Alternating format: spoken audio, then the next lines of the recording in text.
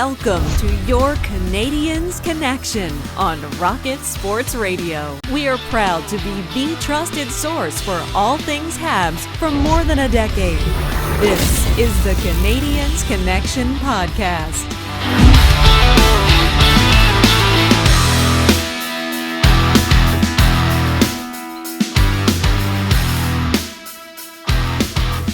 Well, hello, everyone, and welcome to the Canadiens Connection podcast here on Rocket Sports Radio, keeping you informed, engaged, and entertained.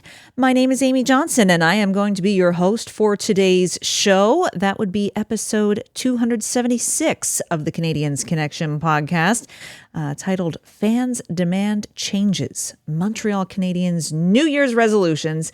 It's going to be a great show today. And in fact, I'm pleased to be joined in the studio by my co-host, who is the editor-in-chief, founder, and president of Rocket Sports, in addition to being the site editor for both the Hockey News Montreal team site and the Hockey News QMJHL. And that is the one and only Mr. Rick Stevens. How are you doing today? Doing great, thanks. How are you doing? I'm doing fine, thank you. Have merry belated Christmas and early Happy New Year to you. Merry Christmas, happy holidays. We're on the brink of the new year, and trade freeze is over. World Juniors are on. Canadians are back in action. Last Canadiens Connection of 2023. Yeah.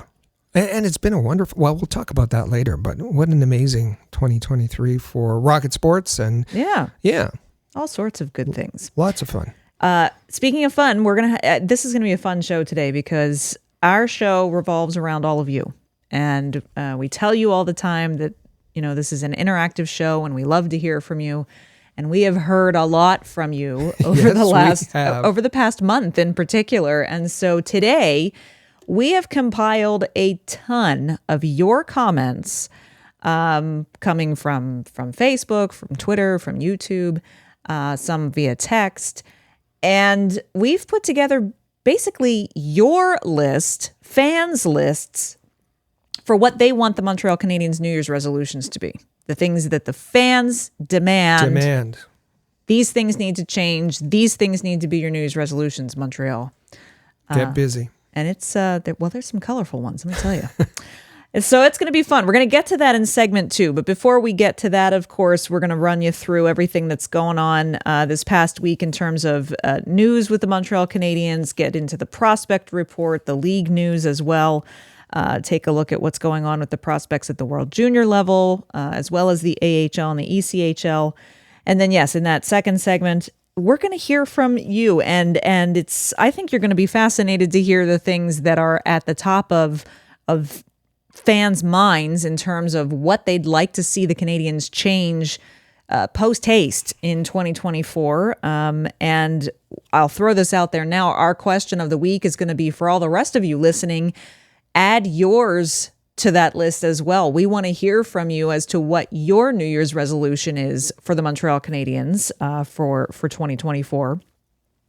And then, of course, in the third segment, we have lots to catch you up on in terms of the Rocket Sports Media team and all the content that we've had available over the Christmas holiday through the past week over a multitude of platforms. We're going to get you caught up on those types of things and get you all set for what's coming up this week because we don't want you to miss any bit of what we've got to offer for you. So don't forget, like I just said, it is an interactive podcast, and the only way that we can have really fun shows like this that center around our viewers and listeners is when we hear from you. So make sure you drop us a comment, whatever platform you're currently listening or watching on, or easiest way to do it is just text us anytime via the Rocket Sports text line. That's 5853-ROCKET. Again, that's 5853-ROCKET. And of course, be sure you're following this podcast. It is at Habs Connection on Twitter or X, whatever you're calling it these days, Facebook and Instagram. And of course, always check out our website, CanadiensConnection.fm, where you'll find our full archive. You can go back and listen to any episode that you might have missed. Very fun.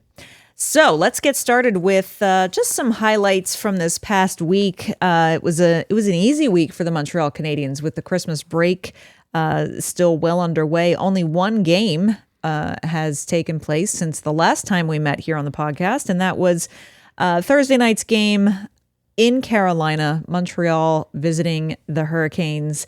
And, Caden Primo getting his second consecutive start, but this one did not end up with a W on the night.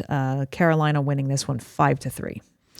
Carolina Hurricanes are a very good team with pretty bad goaltending. And it was Antti Ranta, his return to the NHL. Yeah. He had gone through waivers and sent to the AHL. He was back in net, and there was a real opportunity for Montreal. The Hurricanes were on the back half of a back-to-back. They had played the Nashville Predators the night before in Nashville, so they had to travel. And then that back-to-back against the Canadiens. But it was Carolina that came out just 95 seconds into the game. Svechnikov scored. Then Jesper Fast went kind of an easy goal, made it 2-0, and all of social media was panicking. This is going to be a blowout. But credit to the Canadiens who clawed their way back in, and the momentum turner, I think, was Jesse Ylönen, who his speed and his work on the forecheck set up a goal from Mitchell Stevens. And then with less than 4 seconds left in the first period, Mike Matheson scored a wraparound. And it was like, wow, how did the Canadiens end up in a tie after the first period when they had been so dominated in that first period? As the game went on, it was clear that Carolina was controlling the play, and they came out in the end. Svechnikov had 2 goals, and then there was a late hit, and we're going to talk about that later because it requires a little bit more time. But what was clear in this game, and I think what the takeaway from this game is, the Canadiens' first line, and the first line remains Suzuki, Caulfield, and Slafkovsky. They were just crushed throughout, and the hit aside, they were just dominated by the first line of Carolina, and that's something we've talked about. Is that first line? Is Nick Suzuki is he a first line center of a contending team? And I think the jury's still out on that. And an example there in the game against Carolina. So what does that do for the Montreal Canadiens record? Well, it puts them at 15-14-5 on the season with 35 points, leaving them at 23rd in the NHL. And so, Rick, do they have it? Where are we at on the playoff watcher? Well, this is perhaps much better than many fans expected. Remember, they started the season with 1 or 2% chance of making the playoffs, and projections of a 74, 75-point season. Right now, they're projected to have an 82-point season with a 13.5% chance of making the playoffs. Of course, that's all done by moneypuck.com. All right. Well, as we've said before, we are the sole providers of content regarding the Montreal Canadiens for the Hockey News. So be sure that you bookmark and visit daily the website at thn.com/Montreal, where you'll find a weekly Habs notepad article, Habs headlines, feature articles, and of course our game day posts, both a game day preview and then a game recap after each Habs game. Don't want to miss any of that. In terms of roster news, just one thing this week, which was kind of a big deal. Jordan Harris getting activated off of injured reserve that let him come back into the lineup. And in order to make room for him, they did not send another defenseman back down to Laval. Instead, they loaned forward Emil Heineman back to the Laval Rocket. Interesting choice, especially given that they're on a road trip. They do not have an extra forward. So if something happens, if there's an illness, if somebody's injured in warm-ups, it's going to be 7 defensemen in for the Canadiens. And that's That's been the risk of carrying three goaltenders all through the season and makes things a little bit awkward. But that was the choice they made. And with Jordan Harris coming back, playing the third pairing with Jaden Struble, you have two former Northeastern Huskies back there. And they look pretty good. They were probably the best defensive pairing. Now, they played a little bit more sheltered minutes, but they were the best defensive pairing against the Carolina Hurricanes on Thursday night. It'll be fun to see what happened, how they continue to progress. All right, let's take a moment to talk about this week's winners and losers. And now it's time for this week's winners and losers on the Canadiens Connection. We are going to take a look to international hockey for our winners and losers this week. And we're actually going to start with our loser because he's a giant loser this week. I'm sorry. This is over in the Finnish Liga. And former NHLer Nick Ritchie finds himself in some pretty hot water, making headlines that he probably doesn't want to be making. Playing for Oulun Karpat this year. And got an 8-game suspension for just absolutely going completely unhinged on Marcus Nurmi of TPS. I mean, it's one of the most ridiculous things I've seen lately. It was just ugly, and it's odd to say that Nick Ritchie should feel quite fortunate that he got an 8-game suspension. It's not enough. I would have expected more. And the incident, I should say both players were playing in North America last year. Nick Ritchie's a veteran of 480 NHL games, split the season last year between the Coyotes and the Calgary Flames. Nurmi was a prospect of the Ottawa Senators, a 6th-round pick.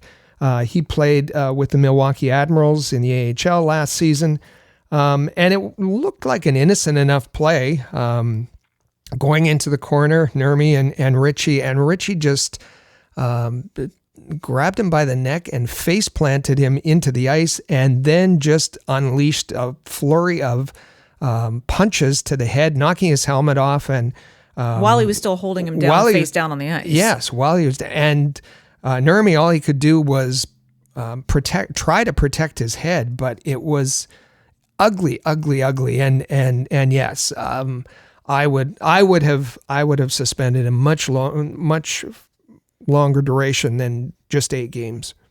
I'm going to have an honorable mention loser in this incident as well, which is the ref who stood there 3 feet away. I understand it is not a ref's job to physically break up altercations, that's the linesman, but the linesman, even skating at full force, it took forever for him to get there. Yeah. He must have been far away on the ice, and the ref was standing 3 feet away just watching Nurmi get his head literally pounded over and over again into the ice. I was like, I just wish at some point human nature just would take over for refs and officials and just step in and protect the player. Something I've said before too, that especially now with 2 referees on the ice, I understand that their job is to watch and make sure there aren't any other altercations to call additional penalties, but in this instance, there was nobody nearby. No.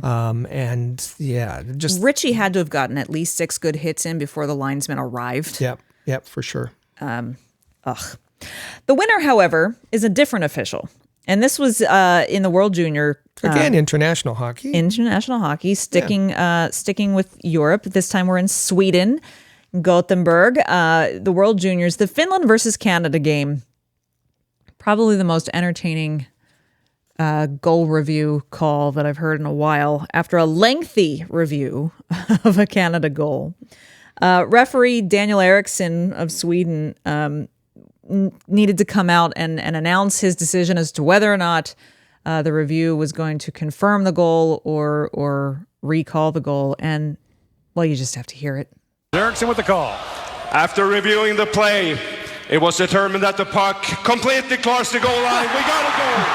Oh, he's got some Wes McCauley in Yeah, a little flair for the dramatic. It's a Celebrini. The 17-year-old has his first World Junior goal. I could listen to that on a loop. Over and over again. As you heard Gordon Miller say, that was confirming Macklin Celebrini's first World Junior goal. And yes, it required a lengthy review. The puck kind of disappeared, but it became obvious pretty quickly that it was a goal. But the dramatic emphasis. Well, and even Mike Johnson said he's got a little Wes McCauley in him, as you can hear. It was fantastic. Brilliant by Daniel Eriksson. Absolutely. We will take more of that for sure. All right, switching gears from winners and losers, let's take a look now at the Habs prospect report. It's time for the Rocket Report. The Rocket Sports Media Team is your premier source for information about the Laval Rocket, the AHL affiliate of the Montreal Canadiens, as well as Habs prospects playing in the CHL, NCAA, and leagues around the world. Bookmark thn.com/Montreal to follow our comprehensive coverage of Canadiens prospects. And to kick off this segment, we're actually going to stay with the World Junior Championships from the previous story we just talked about. Just to give you an update on how the 4 Montreal Canadiens prospects are performing, we'll start with Team Canada, who are currently 2-0-1 on the tournament. Rick Owen Beck has played in 3 games. He's in one of the alternate captains, by the way. And how has he looked so far? Yeah, no points for Owen Beck, but I think he's still playing a key defensive role. He had a little bit more offense in the pre-tournament games. We haven't seen that yet, but he's a +2 over the course of the tournament. In those 3 games, he took a nasty hit at the end of the game against Sweden, but appears to be just fine and ready to go. Switching gears over to Team USA, who are 2-1 on the tournament. We'll start on the defense. Lane Hutson, 3 games played. He's got 2 points, 2 assists so far, and I think that he's looked pretty solid so far.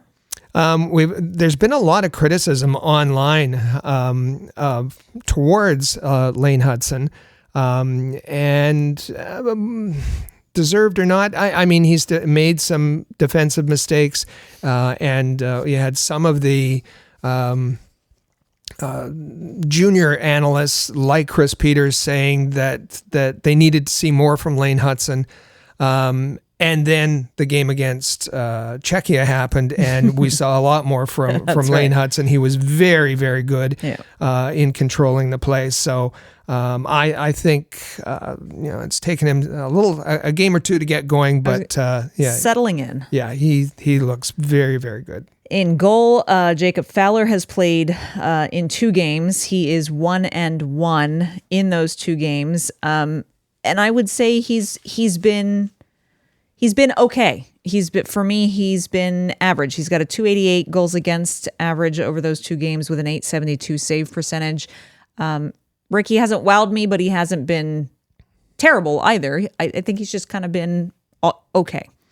He got a win in regulation, a win in the shootout, and yeah, his numbers are not very flattering.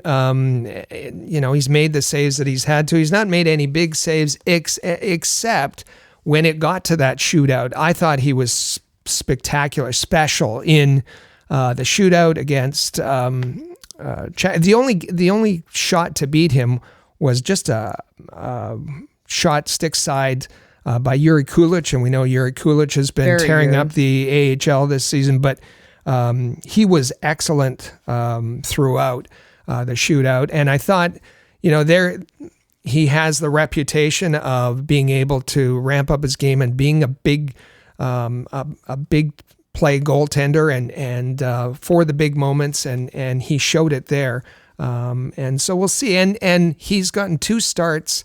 We know Trey Augustine was likely going to see more action, but he was ill. He was sick. So Fowler started 2 consecutive games. We'll see how the goalie rotation works out. Two great goaltenders for the United States. Absolutely. That brings us then, of course, to Slovakia, who are undefeated so far in 3 games that they've played. Another alternate captain being represented by a Canadiens prospect in Philip Meshar. He's played in 3 games. If you're looking for just a prospect to stand out on the stat sheet, Meshar's your guy.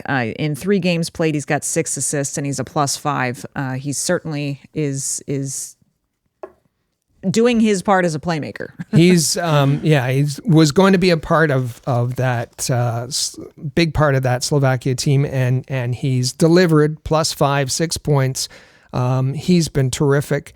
Adam Gajan, a goalie I like, he's been great for Slovakia. Slovakia unbeaten. And they'll have a big game against the United States on New Year's Eve day. And just a note, based on the work that we do, I was asked to contribute to a pre-tournament article for the Hockey News. My predictions were a U.S. gold. My prediction was U.S. over Sweden in the gold medal game, and Canada over Slovakia in the bronze medal game. So we'll see how that works out at the end of the tournament. All right. Staying overseas in international play, but moving to the Spengler Cup for 2023. The final is going to take place on New Year's Eve, and we actually know already one of the 2 teams who will take place in the final. That would be Davos winning over Frölunda. But Team Canada now has to play in a semifinal game against Dynamo Pardubice from Czechia. And I think that could be a very interesting tangle between those 2 teams. It'd be pretty fun if Canada was able to advance to the final.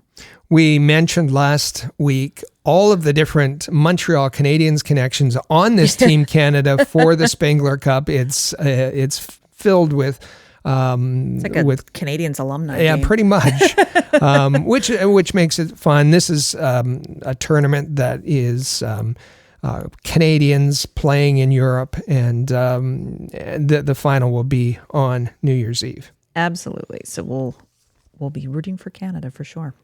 All right, switching gears now and heading over to North America. Let's take a look at the Laval Rocket for this week. They've had 2 games. They're actually in the midst of their first 3-3 of the year, where they play 3 games over 3 consecutive days. So they played Thursday night in Belleville in what was a pretty ugly game. They lost that one 4-1. Snapped. They had a 2-game winning streak going into that game, but that didn't last for long. Then they came home for a Friday night game against Syracuse. This would be Joel Bouchard's first trip back to Laval and Place Belle as a coach since he exited the Montreal Canadiens organization 2 years ago.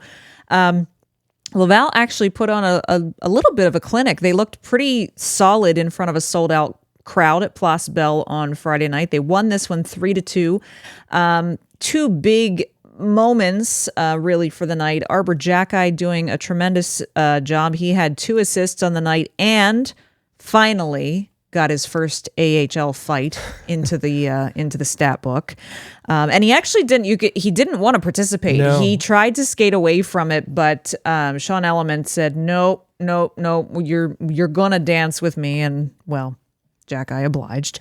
And this was also the season debut and the team debut for new PTO signed goaltender Kazimierz Kaskisuo. This was his first game that he's played since last March. And he comes out with a big win. He absolutely looked like the upgrade in the crease that the Laval Rocket need. He looked like the guy who will help be a bit of a stabilizing force, and hopefully Jakub Dobeš can now really kind of gain some confidence and get some rhythm and take some pressure off of him. So it was a great outing for Kaskisuo as well. In fact, after the game, Arbor Jacki was asked about Kaskisuo's first performance, and this is what he had to say. Yeah, he was unreal tonight. I mean, he came to our building, came to our team, and he was working hard every day and working hard in practice, staying after hours, and just getting his feet wet. And to go in front of a Montreal crowd, it's a lot of pressure, and especially this building. And I think he stood on his head today, and we appreciate that from him. Yeah, he was calm. He was calm all night. I mean, I was going up to him, and he's just chilling, leaning on his post. Like, he was so calm, and I was like, all right, man, like, you do your thing. I'll leave you alone. And yeah, he was great tonight for us.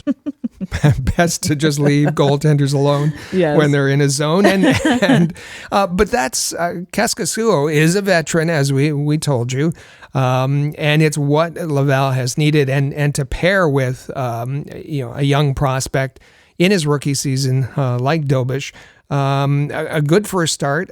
Jacques seemed to approve, and I liked Jacques' quote in that he seems to be finally buying into the fact that he's part of the Laval Rocket, our team in this building, and playing a bit of a call it a veteran role where he went over to check on his goaltender.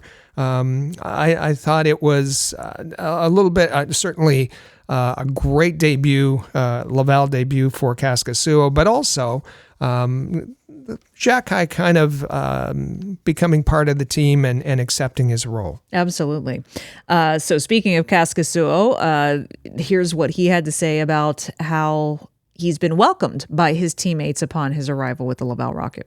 Everybody's been great. Yeah, it's obviously nerve-wracking coming back, and it's been nice to have had him on here from my last 2 years in Sweden. But yeah, everybody's been great. Maybe and nice to me. So maybe that's because I'm old now. Everybody's nice to me. Everybody's 30 is old, apparently. Yeah. But he referenced Emil Heineman there. Heineman, as we mentioned, coming back to Laval. Good timing on that because the two, Kaskisuo and Emil Heineman, were teammates in Europe and in Lexans, and so that worked out quite nice. But he seemed really chilled with everything that was going on. He's a bit used to the spotlight. He does have, as we mentioned last week, a prominent YouTube channel. So I think he certainly doesn't shy away from the camera, and he's comfortable speaking. And he'll be a fun character to follow here. Something we learned this week from the social media of the both Casimir and his wife Whitney are very active.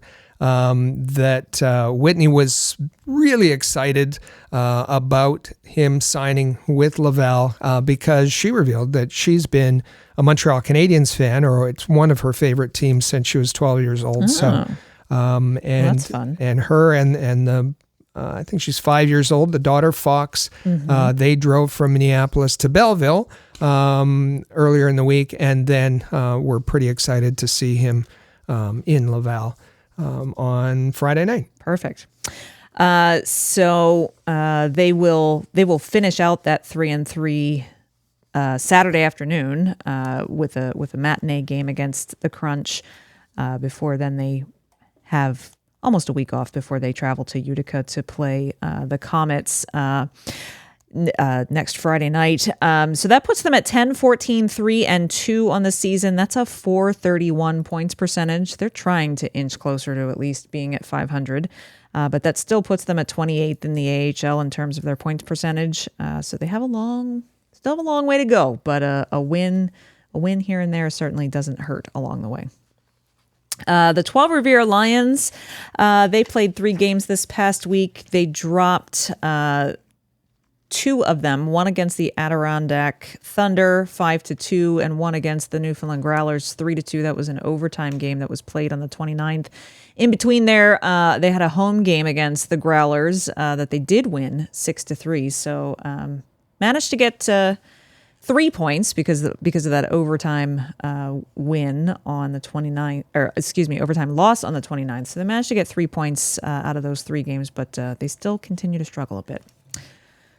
Sitting 8th in the Eastern Conference with a 14-14-2-0 record. Speaking of the Growlers, by the way, one of their forwards, Todd Skirving, has been suspended for a couple of games and fined an undisclosed amount for an illegal check to the head of Trois-Rivières defenseman Noah Lauan in the game on the 27th. That's the one that Trois-Rivières won at home 6-3.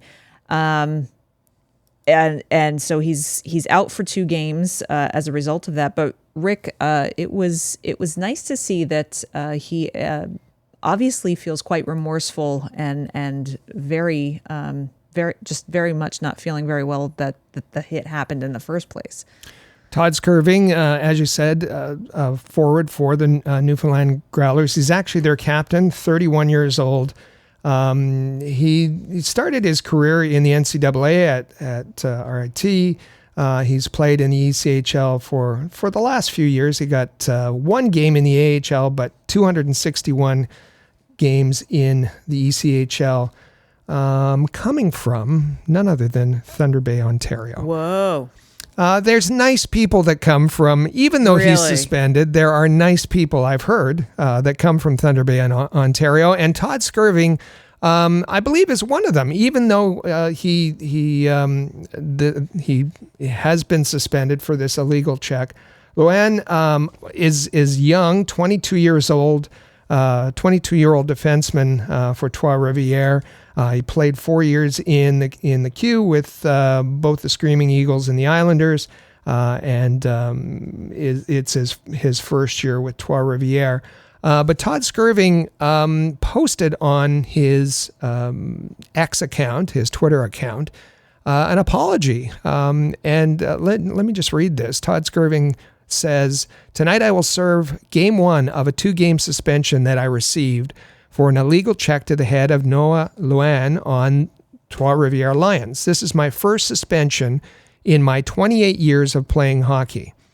It has never been my intention to make an illegal check or attempt to injure another player. When the opposing player lost momentum forward, I did my best to ensure my elbow stayed down, but my shoulder clipped his head. My stomach sank right after the hit. With the research and information we have these days, head and neck injuries are no joke. I take full responsibility for my actions and will try to be even more aware and cautious in the future. I'm happy to say that Noah will be back in the lineup tonight. I apologize to Noah, the Lions, the Growlers, my teammates, and the fans for letting you all down. Thank you, Todd Skirving, number 15. Well, I think we know why he's the captain of their team. Absolutely. I mean, that's as sincere of an apology. Like, there's no "I'm sorry, but" there. That's just accountability and obviously remorse. He's obviously just feels terrible that it happened. You wish you'd see a little bit more of that these days. But that's a pretty very rare thing to see. Yeah. A full, sincere, full-throated apology. Yeah. So bad on Todd Skirving for the hit in the first place, but making a bad situation into a good situation and a learning moment for other players. Yeah. And his teammates. I thought it was well worth mentioning. Absolutely. And glad that Noah Luan was okay to play in the next game. That's right. So, of course, as we mentioned at the top of the show, Rick is also the site editor for the Hockey News' QMJHL site. That is thn.com/QMJHL. One of the articles that you can find there this week is A Year in Review, 2023's Most Memorable Moments. So you'll want to be sure to check that out. Bookmark that if you're interested in keeping up on all things QMJHL. And of course, as I mentioned earlier, bookmark thn.com/Montreal. That is the Hockey News Montreal team site where our Rocket Sports team provides all the coverage there. And you'll want to be sure to bookmark that as well. Rick, you mentioned earlier in the segment when we discussed the game against Carolina, how big of a hit that Juraj Slafkovsky took, getting absolutely rocked by Hurricanes forward Stefan Noesen on Thursday night. And the crowd and all the fans watching in their living rooms all reacted pretty big when this hit happened. Was deemed a clean hit, but it was a big hit, and Slafkovsky went down. His head looked to snap back, but there wasn't much reaction from the Canadiens players who were on the ice at the time. Slafkovsky went over to the bench, seemed to be okay, but then he got called into the dressing room by the NHL spotter. It was a little bit of a mess, and so there were a lot of people demanding a lot of answers. And Brendan Gallagher really stepped up his leadership abilities, I think, after the game. First and foremost, just talking in general about Slafkovsky's physical game. I probably got hit a lot more than Slav did growing up, and you get used to it. It's one of those things where, obviously he's always been the biggest guy on the ice, and now he's going up against guys that are equal to him and physical, and he's getting used to it. I think he's improved in that area from last year. I think that was a big topic this year. That was probably the first big hit he's taken, and he's bounced back up. He's a tough kid. He can take the physicality. He understands that. It's one of those things where he was trying to make a play to help our team win a hockey game, and he never faulted the guy for that. And he got on their guy was obviously trying to make a physical play to help them win a hockey game, and then it comes into a coin toss and didn't go our way. But I think for Slav, he's a big, strong guy. He's really understanding how to use his body, and he's kind of bringing the physicality to his game and imposing it on other guys this year really well.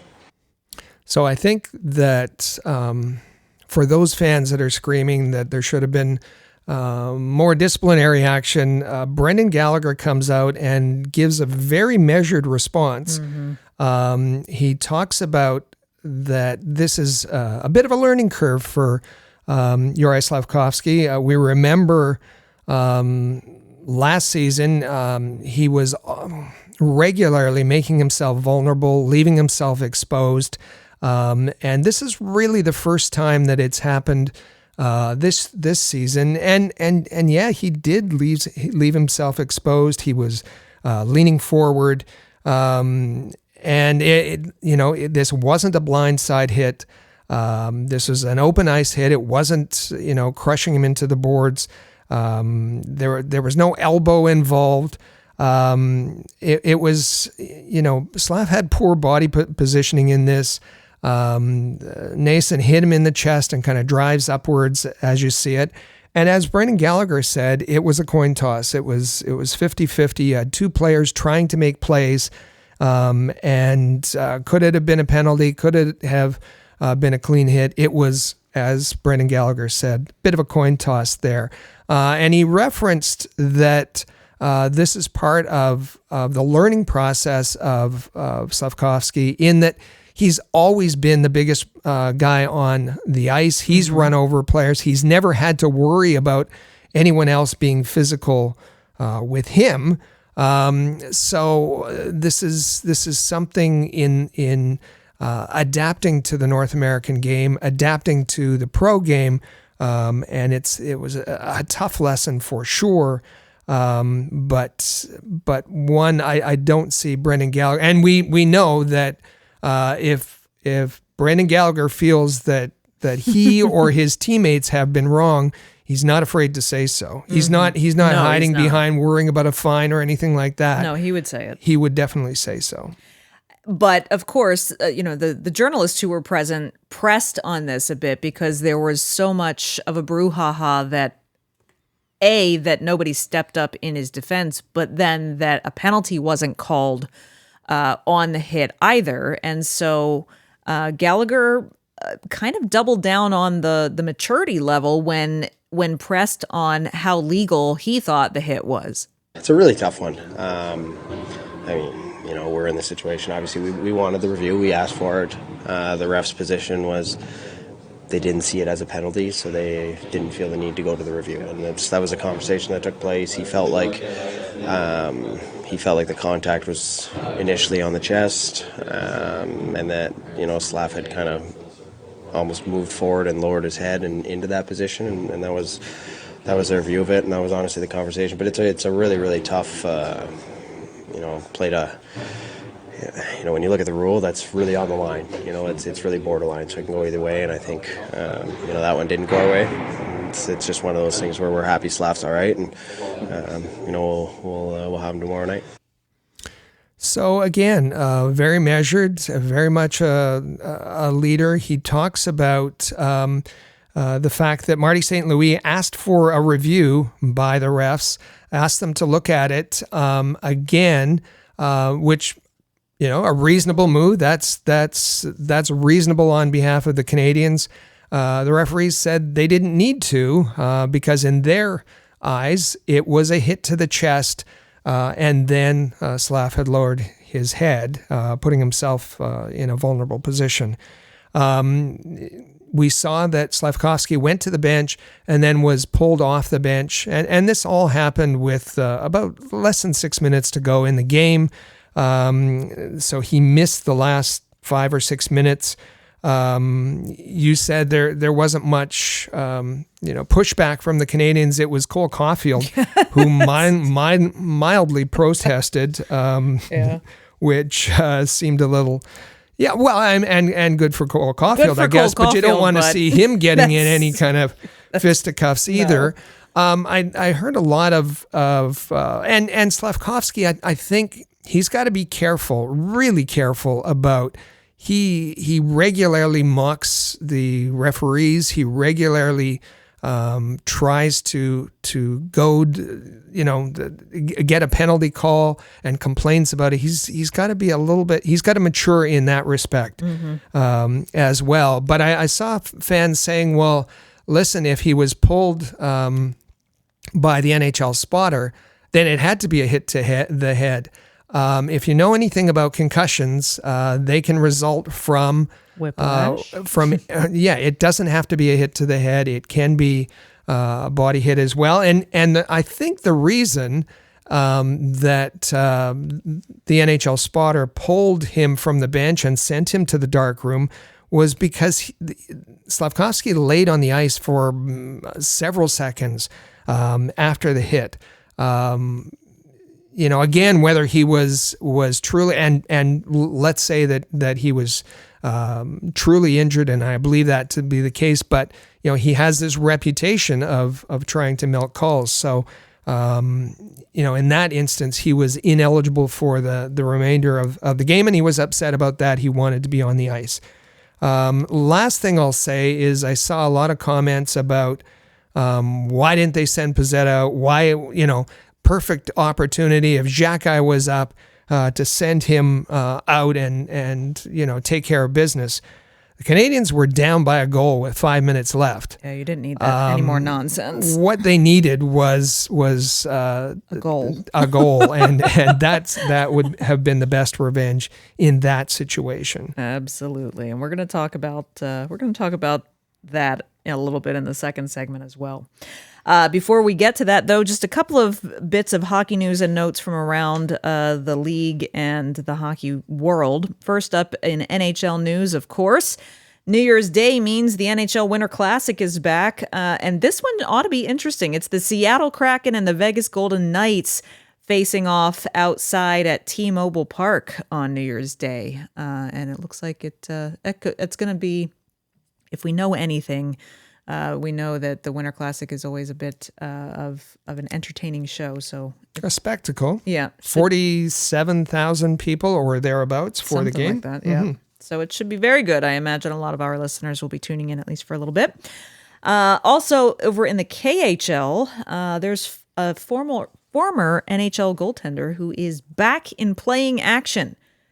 Nikolai Habibulin signed with Torpedo Nizhny Novgorod of the KHL. Habibulin says, I'm not done. And in case you haven't been keeping up, Habibulin, Stanley Cup winner in the NHL. He played, I believe, 17, 18 years in the NHL. We remember him with the Jets. We remember him with the Tampa Bay Lightning, Stanley Cup winner. He, his birthday in January, will turn 51 years old.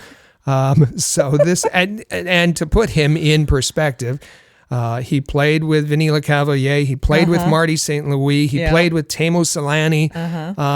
So it's one thing for, the Gordie Howes and Jaromir Jagrs, but this is a goaltender we're talking about getting back into high-level play in the KHL at 51 years of age. I'd like to ask him how his knees are doing. Really? Or if they're just bionic at this point. All right. Well, this is the perfect time to take our first break here on the Canadiens Connection. Don't forget, our question of the week is, what are your New Year's resolutions for the Montreal Canadiens this year? What do you want to see change and for the Canadiens to address early in the new year? Let us know your response. Leave your comments on the Rocket Sports Twitter account or on the Rocket Sports fan page on Facebook. Because coming up next in our big topic, we are going to hear from a lot of our listeners and viewers who have already made comments about either that question specifically or just general comments of things that you want to see change that have come into us over the last couple of weeks. And boy, there are some good ones. We'll see if you agree with all of them. You're not going to want to miss that. So stay with us. This is the Canadiens Connection podcast on Rocket Sports Radio. Bet the action on the ice with DraftKings Sportsbook. You know, it's hockey season once again. And although I love using DraftKings Sportsbook to enhance and make more fun my NFL watching week to week, it's even more fun when you get in on the action with the NHL and DraftKings Sportsbook. Whether it's daily fantasy, whether it's same game parlays that you're doing on Sportsbook, or whether you're just placing straight up money line bets, DraftKings Sportsbook makes it fun and easy for you to bet the action on the ice. So download the app now and use code THPN. New customers can get $150 instantly in bonus bets for betting just $5 on hockey. Now that's code THPN only on DraftKings Sportsbook, an official sports betting partner of the NHL. The crown is yours. Bonus bets expire 168 hours after issuance. Gambling problem? Call 1-800-GAMBLER or visit www.1800gambler.net. In New York, call 877-8-HOPE-NY or text HOPE-NY 467-369. In Connecticut, help is available for problem gambling. Call 888-789-7777 or visit ccpg.org. Please play responsibly. On behalf of Boot Hill Casino and Resort, 21 plus age varies by jurisdiction. Void in Ontario. Bonus bets expire 168 hours after issuance. See dkng.com/hockey for eligibility and deposit restrictions, terms, and responsible gaming resources. NHL and the NHL Shield are registered trademarks of the National Hockey League. Copyright NHL 2023. All rights reserved.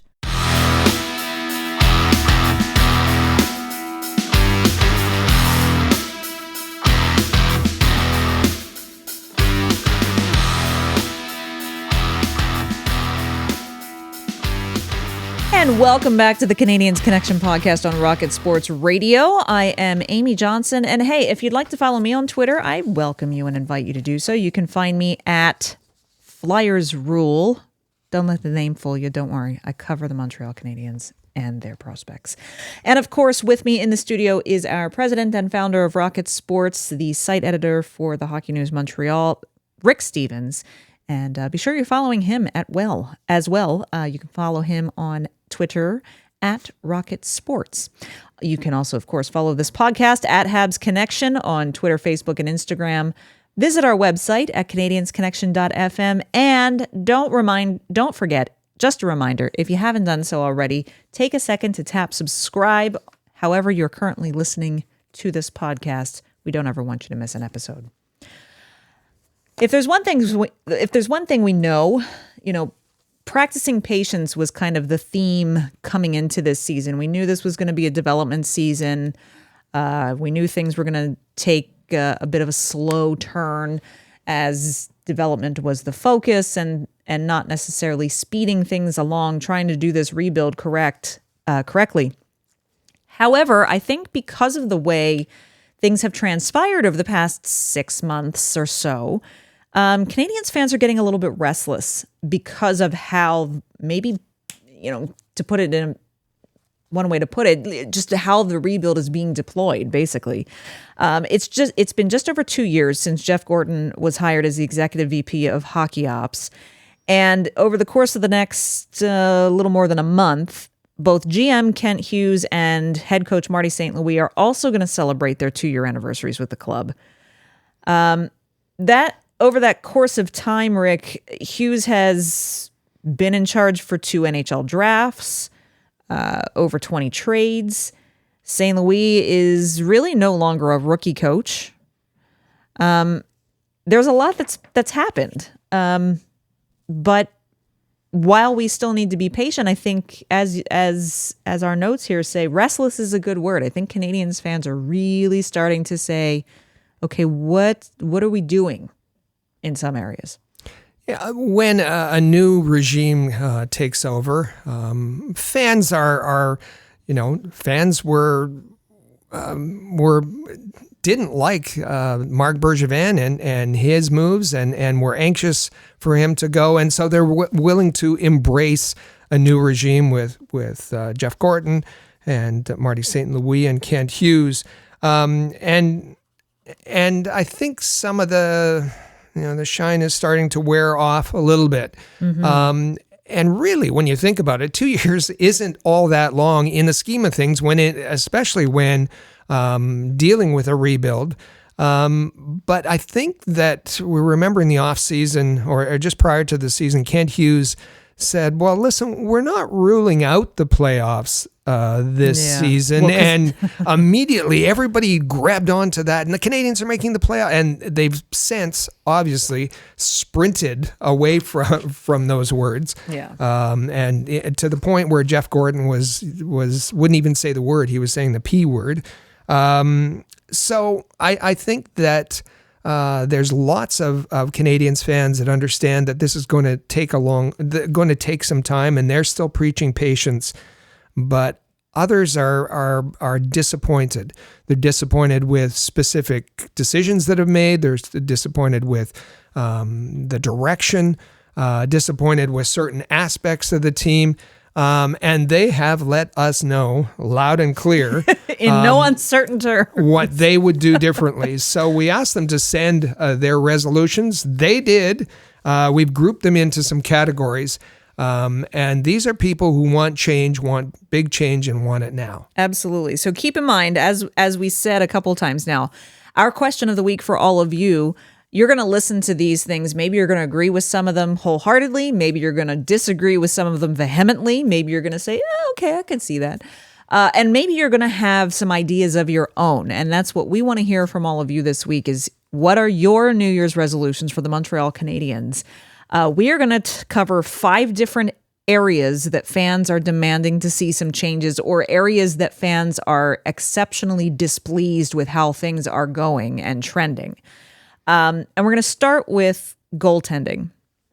And Rick, I'm going to let you read this comment on goaltending, because I think we have one comment related to goaltending, and I think it's all that we needed from viewers and listeners, because it really sums the whole topic up, I think. This one was to YouTube, and it comes from DJC7907. He or she says, no matter what you do up front, you cannot ever win a Stanley Cup if you do not have a cup goalie, period. Think Patrick Waugh, Ken Dryden, Jacques Plante, Carey Price. There would be no finals in 2022 if there was no Carey Price. Now think of the Penguins. Their last cup in 2017. That was Fleury's last year with them, 2017. Think Toronto, and we think of all their talent, but they have no cup goalie since 1967, and they haven't had a cup either. So they're talking about the Canadiens, and I think it's fair to say that it's a bit of a patchwork. It's a bridge situation until they can develop a goaltender to be a number one. Lots of fanfare about Sam Montembeault, lots of promotion from the French media for obvious reasons. But let's be honest, let's as we are here, let's be realistic. Sam Montembeault, we know what Sam Montembeault, he isn't a 22-year-old goaltender. We know what he's going to be, and I think that we've seen his best. We've seen what he can do best, and he's a pretty average goaltender. Jake Allen once was a number one goaltender.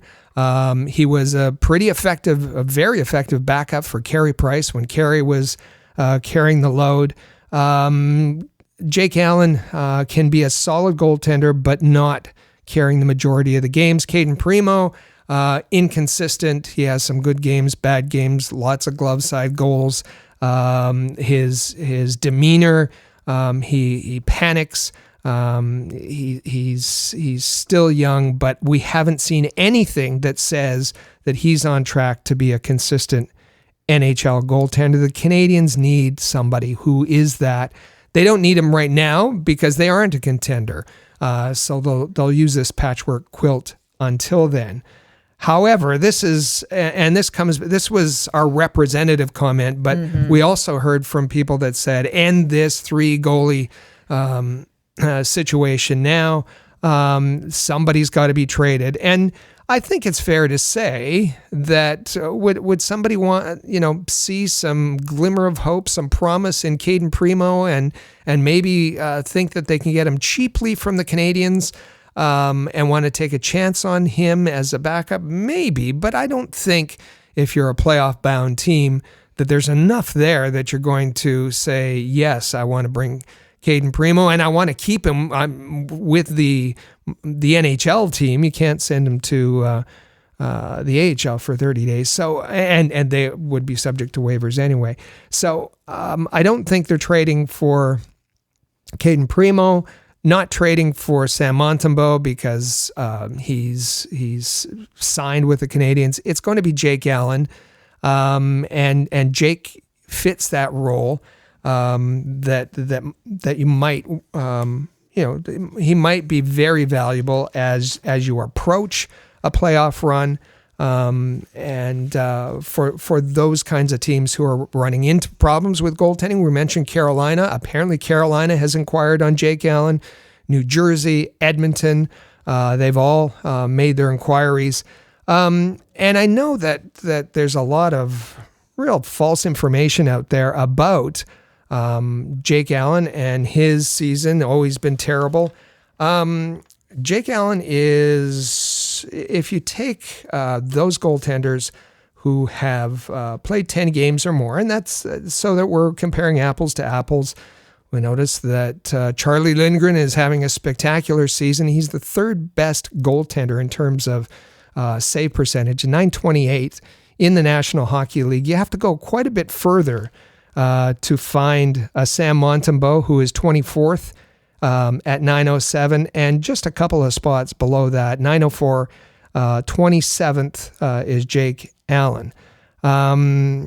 If you don't like that statistic, I know people like the goals saved above expected. You'll find that Jake Allen is 36th in the league in goals saved above expected, and that's better than Sam Montembeault, who's a couple places below that at 38th. So yes, strip away the hype. Jake Allen still has value, still has trade value, and there are teams who are interested in him. The situation has been described by some of the scouts as those teams with goaltenders, with extra goaltenders, are holding hostage.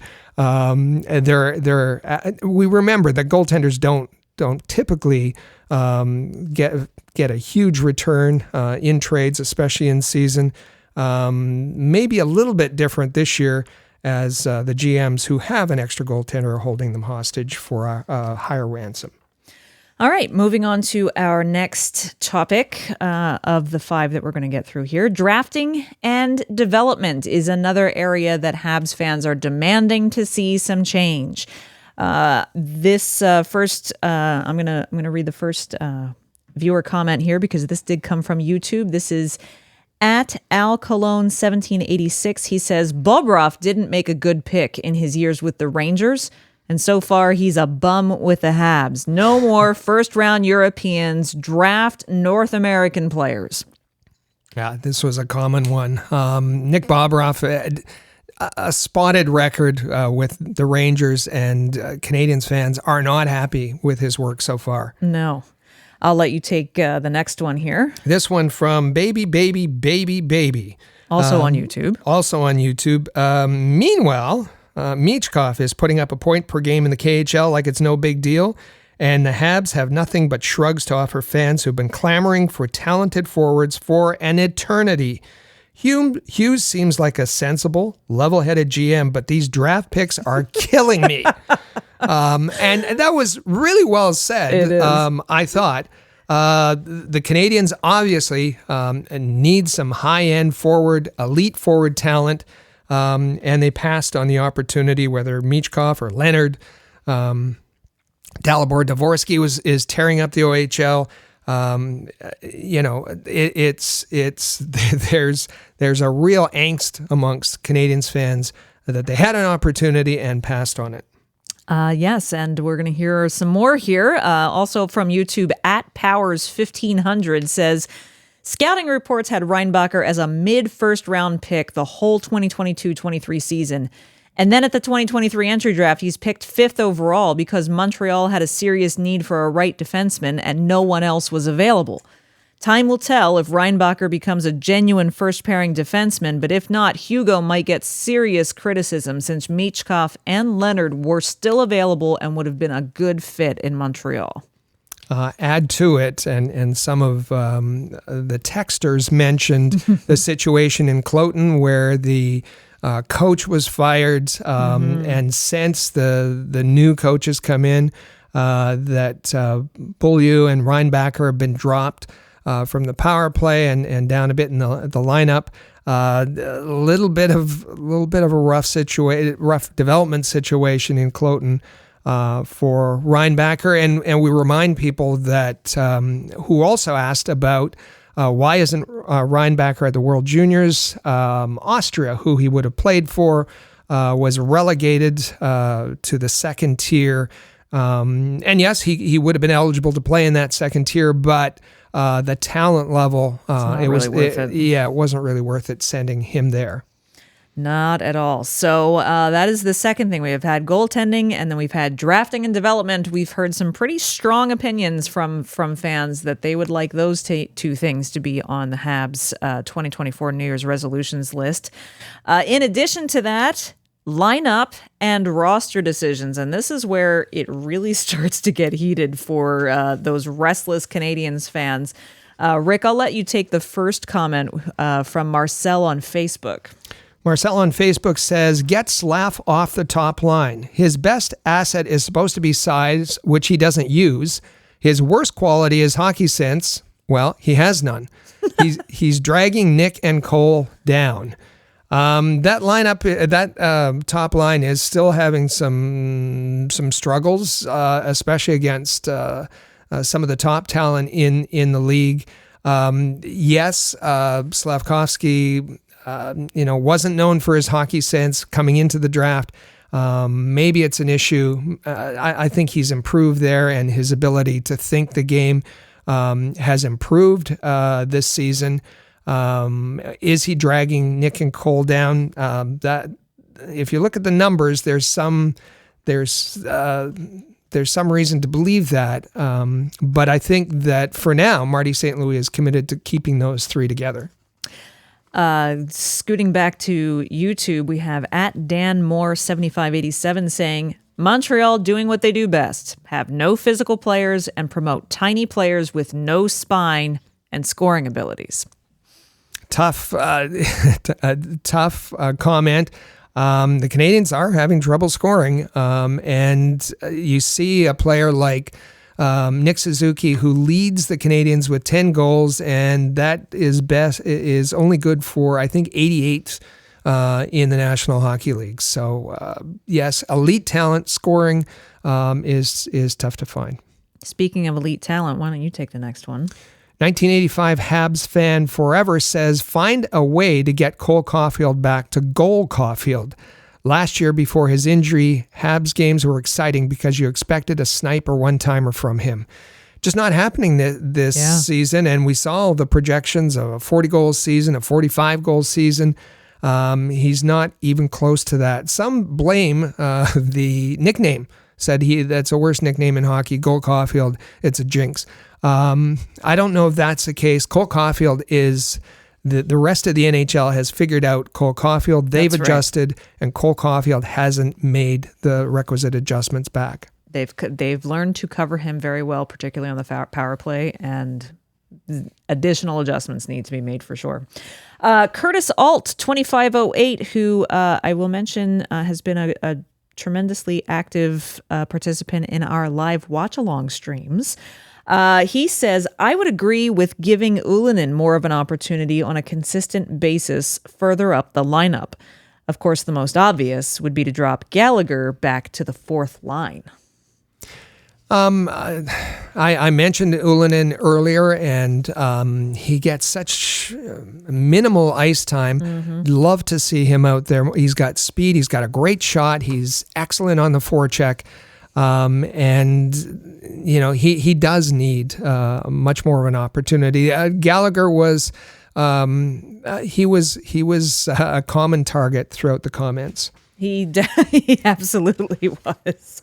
Go ahead and tell us what Jeff from Facebook had to say. Jeff says he's worried. He says, I'm worried about Justin Barron. He seems to fall down every game and give up the puck. Bring up Xhekaj or Logan Mailloux. Yes, there's been some growing pains with respect to Justin Barron. I'm not so worried about him. This isn't a season that the Canadiens are going to compete. He has the odd turnover. He has the, where his gap isn't correct, and you might see him beat. But he's also making some very good plays. I like the pairing with Gouli, and maybe there's a future number one pairing there. Offensively, he's been great and has 6 goals. So I'm happy to see him make the occasional mistake, knowing that there's a real future there. Trevor wrote in via our Rocket Sports text line at 5853 Rocket, and he says, Matheson and Savard are the worst first pairing defensemen in hockey. Trade Savard immediately and drop Mike Matheson to the third pair. He's got a case. The worst first pairing in hockey. He's got a case. I can't criticize him there. Mike Matheson is a turnover machine. He's soft in his own end. And Savard, he's been a good mentor. But we haven't got to the trades portion, but if he remains on the Canadiens, he's got to be a third pairing defenseman. Absolutely. This next we had a small thread within a thread on YouTube that started with this first comment that I'm gonna preface this by saying we're both gonna have to lightly edit for family-friendly listening. I will say our viewers on YouTube do not mince words in the comments. They really do not, and I'm here for it. So Rick, why don't you? So this was the first comment that then led to a couple of others. You go ahead. This is from user Q01JK2K3E. They're destroying Arbor Xhekaj's confidence. Just put him in the lineup and turn him loose, just like in the beginning. If it ain't broke, don't fix it, I guess. Don't mess with it. Yeah, whatever. To that, then, at Jeanette Deblois 691 says, I guess they want to turn him into a snowflake. This is again referring to Arbor Xhekaj being sent to Laval. Instead of a leader and a guy who... so she says, I guess they want to turn him into a snowflake instead of a leader and a guy who wakes his team up with his energy and feistiness and protects the Smurfs on this team. All right. If that wasn't enough, Joe Luna, 5342, says they, and whether that's the coaching staff or management, like guys like Savard, who is the human Zamboni. It's an effing shame, says Joe. And yes, he spends a lot of time trying to block shots, lying on the ice, and I hadn't heard that nickname as the human Zamboni, though, before. I'm going to have to use it from now on, Joe Luna. Thank you very much. Yes, our viewer comments on YouTube are great. So that gets us through resolutions from Habs fans that are demanding changes in goaltending, drafting and development, as well as lineup and roster decisions. Speaking of players, though, there's lots of demand for changes in terms of player trades. We are going to start with @BikesBees9392, who says, get rid of Gallagher. Faster, the better. Yeah. You're not going to find a trade partner for that contract that Brendan Gallagher has. I wish, but no. There is some value as a leader, as we played earlier. Maybe though the time is now to limit his ice time and put him further down in the lineup. Absolutely. I believe you have a comment there from Bruce on Facebook. This is Bruce from Facebook says, it's going to hurt to put Sean Monahan on the trade market this year, but if he stays healthy, he's going to reap some decent rewards at the deadline. Very true.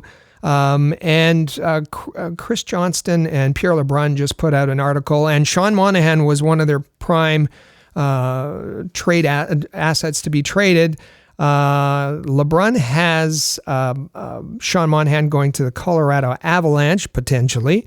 Chris Johnston has him going to the Winnipeg Jets. And both talk about the fact that has a very digestible contract and would be very effective on a playoff-bound team in their top 9. Arthur, also commenting on Facebook, says, clock is ticking, Kent. Are you going to wait until everybody's injured before you think about picking up the phone like last year? I guess they're ruthless on Facebook, too. They are. Kent Hughes is known as being patient. Mm-hmm. He was patient in the Lehkonen trade with Colorado. In the last second, got everything that he wanted, including Justin Barron. And that worked 2 years ago. Last year, it was a bit of a debacle. His patience came back to bite him. And yes, players were injured, and it was the trade deadline kind of came and went with a fizzle for Kent Hughes. So is the time now? The difficulty is that you're trading with teams who have little cap space, and the further it goes into the season, the closer it gets to the trade deadline, their cap space grows. So it's a bit difficult, but I take the point here, Arthur. Yeah. You got to get going because there are injury-prone players on that list, and you can't repeat last year. You can't happen. Who do you have next there in terms of demanding some changes when it comes to player trades? Malcolm Achtman says, how about trading Juraj Slafkovsky to Calgary in exchange for Sharon Govich? Oh. I find they're similar, but Sharon Govich is developing faster and could be a big asset right now. Also saw in the comments some can we trade Slav for Logan Cooley? I don't think that's going to happen. I don't think that's going to happen. But what do you think about this? It's, and this is nothing against Slafkovsky, but it's certainly an interesting proposal.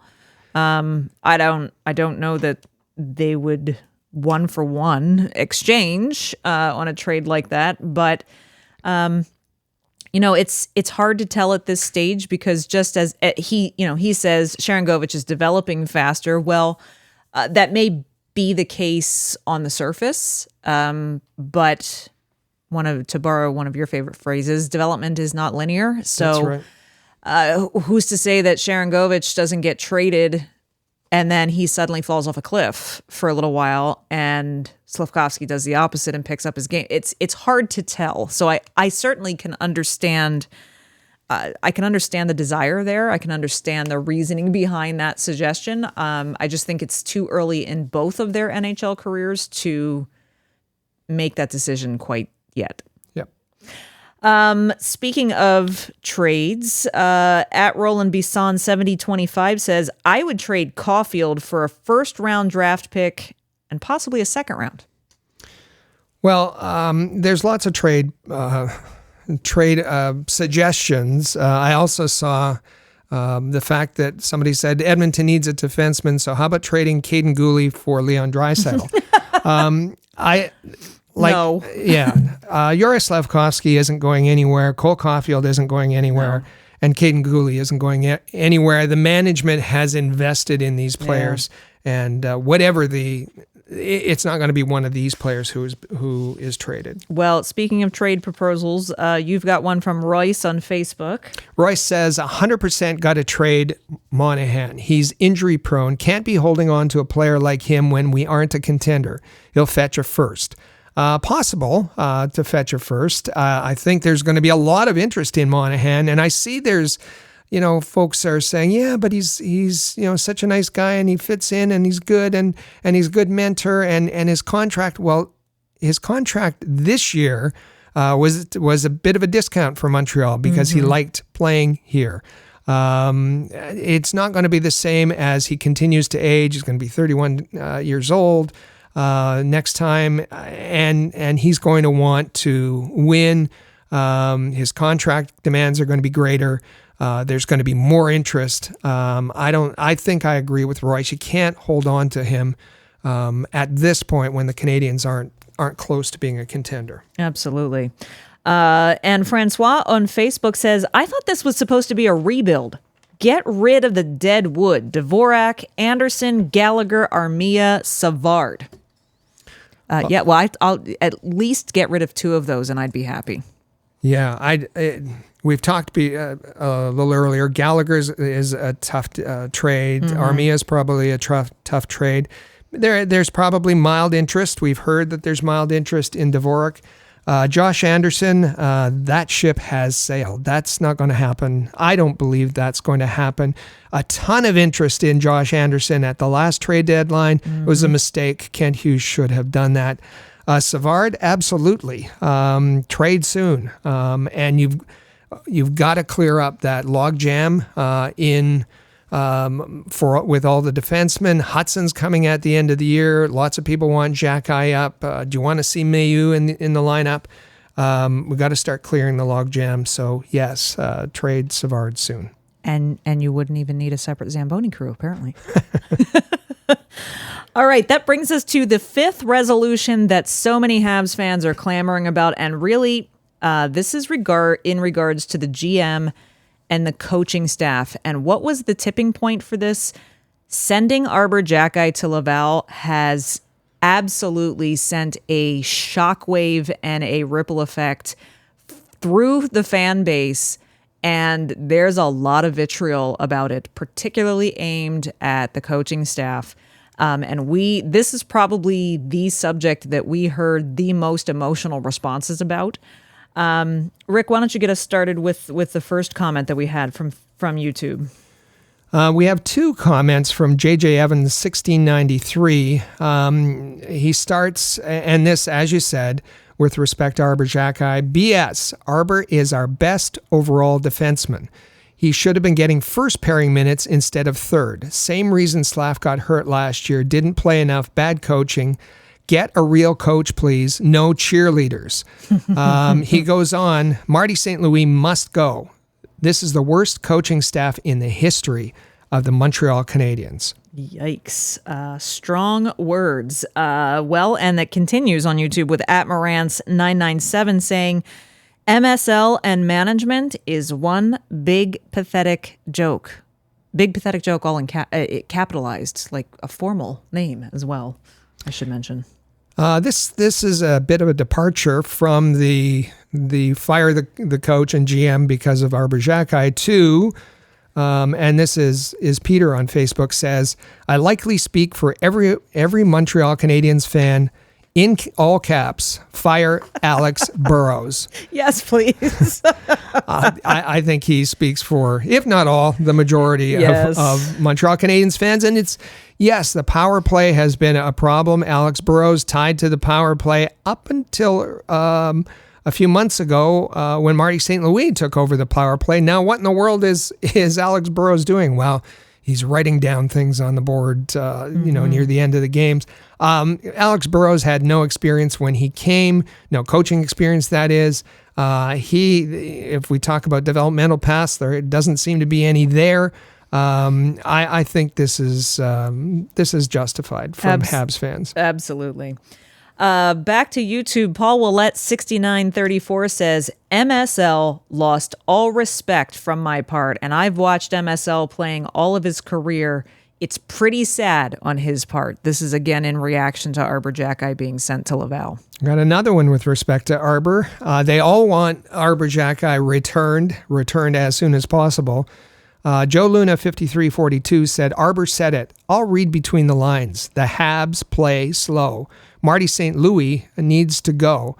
They're unwatchable at least half the game, every game. Okay, that's some pretty strong things there. We have Roger Butch Bouchard 8019 says, Arber definitely does not deserve this treatment from the Habs. I had my fill of them. It's been, as we said, some of them are not even to their second anniversary with the team yet. And Kent Hughes has a 5-year contract. Butch Bouchard, or Roger Butch Bouchard, that's a Canadian's name. He's had enough. Absolutely. So who do you have? Actually, it's back to the J.J. Evans was very outspoken. He has one more comment for you. Fire whose ever idea it was to put Xhekaj in Laval. Fire the coaching staff. Wow. And this is, as I said, this move, sending Xhekaj to Laval, whether it's the correct move or not, and maybe it is, that we're not casting any judgment on the actual decision to send Xhekaj to Laval. I will. Okay. Yeah, and send the letters, send your texts, send your emails. I think it was absolutely the right decision. Arber was struggling at the beginning of this season. His injury aside, he was struggling in the games that he played. He was struggling in the defensive zone. He was taking, Marty St. Louis was really upset with him and the bad penalties that he was taking. And the Canadiens, the defensive core has improved. And so I think this is for the sake of Arber Xhekaj, to send him down, not to rehab from his injury, but to learn how to be a better defenseman, how to be that extra seventh defenseman, and learn in the AHL. And I haven't liked seeing him. I don't know what message he was given about not getting involved physically. Even hitting, he hasn't been himself. But maybe that will come once he starts getting a handle on playing good defense, setting good gaps, all those kinds of things. There's lots of other reasons to criticize Kent Hughes and Marty St. Louis. For my money, and send all the hate my way, I think this was a good move sending him there. Absolutely, can certainly can support that. And he'll be back, I'm welcoming him back after he has a time to improve his game. But just illustrating that, regardless of whether or not this was the right decision or the wrong decision, this was probably the decision that the Canadiens have made in the last 2 years that has really set the fan base on a tear against the coaching staff. Absolutely right.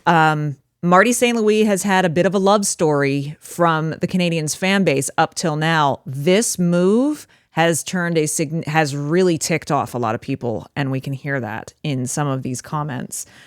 So there you have it. The 5 areas that are on Habs' demand list for things they'd like to see the Canadiens address as New Year's resolution in 2024: goaltending, drafting and development, lineup and roster decisions, player trades, and the GM and the coaching staff. Gee, it sounds like they're in a rebuild. Indeed, sounds like they're in a rebuild. Thank you so much to everyone who has been submitting comments so regularly. As I said, this past month in particular, we have gotten a slew of comments, and we love that. And we love being able to share them with everyone else, because not everyone is on every platform, and so you don't necessarily get to see all of those comments. Don't forget, our question of the week for you is, we want to hear your opinion on this. Maybe you agree or disagree with some comments that you heard from fellow fans in that segment, or maybe you have some ideas of your own about what resolutions you'd like the Habs to address early in the new year. So be sure to drop us a text at 585-3ROCKET, or leave us a comment on Facebook, Twitter, or YouTube, and we'll be really happy to hear what more of our listeners and viewers have to say. We are going to take our final break here on the Canadiens Connection podcast. Up next, we've got everything that you need to know for the coming week and maybe a couple of things that you might have missed. You're not going to want to miss that segment, so stay with us. You're listening to the Canadiens Connection podcast on Rocket Sports Radio. The Canadiens Connection is proud to be a partner of Rocket Sports Media, digital media publishers of sports and entertainment websites.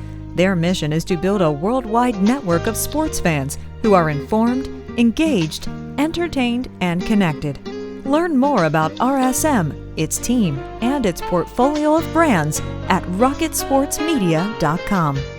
I bet you enjoy sporting your best Habs jerseys, dressing up your kids and pets in the cutest Habs gear, and showing off your decked-out hockey cave or fanning.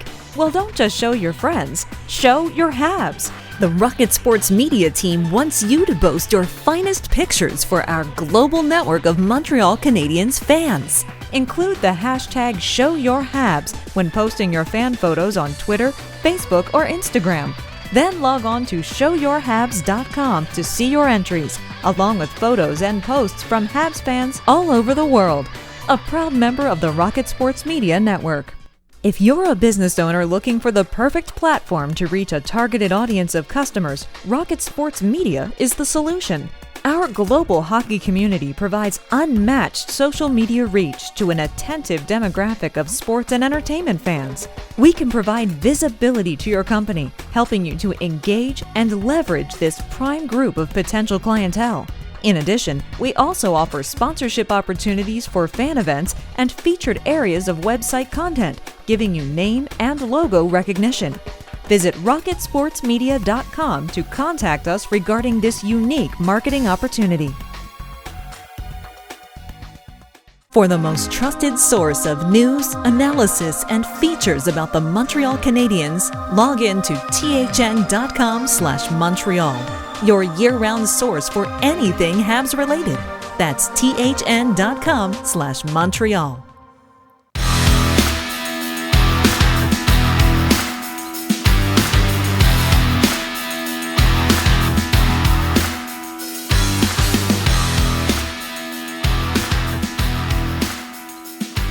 And welcome back to episode 276 of the Canadiens Connection podcast on Rocket Sports Radio.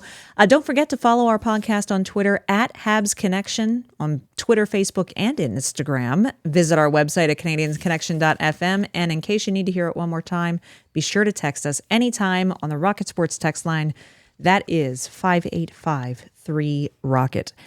What do you need to know from the Rocket Sports team this week? Well, there's lots that you might have missed. It was a holiday week, so of course, plenty of people had plenty of obligations and commitments, and so maybe you missed some of your favorite content that you usually like to catch up on from our team.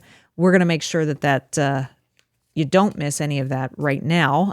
Don't forget, of course, we cover the Montreal Canadiens for the Hockey News. You can find our content at thn.com/Montreal. It's all of your Canadiens coverage in one single place, covering the NHL, the AHL, the ECHL, and prospects all over the world.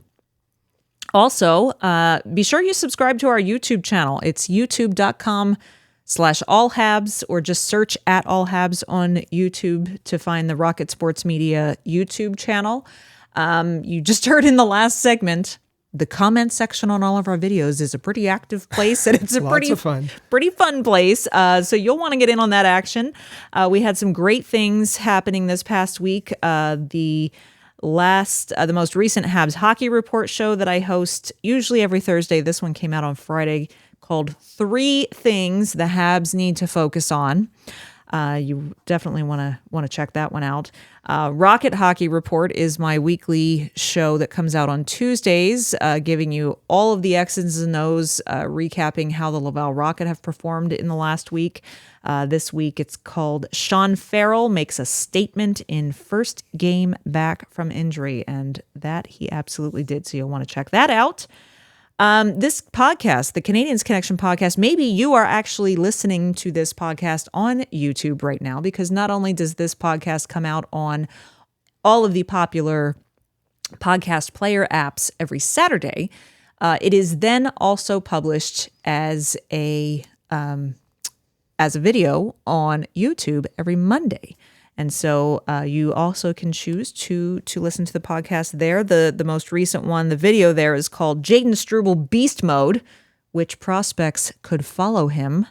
It's been a good week. Struble's been great. Strubble's been fantastic. Had his first NHL fight. Yeah. And he's filled in nicely. Absolutely.